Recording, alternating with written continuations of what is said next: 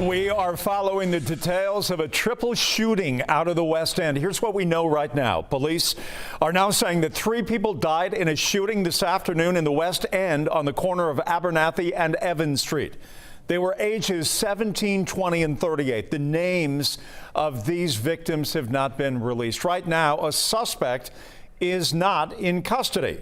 At this hour, the community is still reeling over the loss of 3 people following this shooting. And one of the victims' families went out to where their 20-year-old loved one was lost. A life of crying and remembering the smile that he left on their faces. 11 Alive's Dawn White is live outside Atlanta Police Headquarters with how Jacoby Maddox's family is remembering him tonight. Dawn? Jeff, at this hour, Atlanta police here are still putting together the pieces of why 3 people lost their lives due to gun violence earlier this afternoon.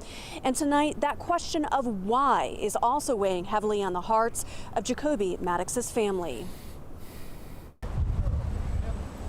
A somber gathering in a West End parking lot is the last place Annie Ashmeade thought her family would spend their Saturday. I couldn't believe it. I just was like shaking, trembling. Annie received the tragic news about her grandson, 20-year-old Jacoby Maddox, in the early afternoon. Some friends of his came and knocked on the door and wanted to ask for, his grandfather, and that I said, no, he's not here. And they said, well, give him a call because they think Slim is dead. Jacoby went by the name Slim since he was tall and thin, standing at 6 foot 3 inches tall.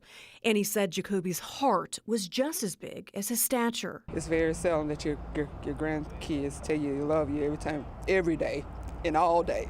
If you come 5 times a day, he's gonna say I love you 5 times a day.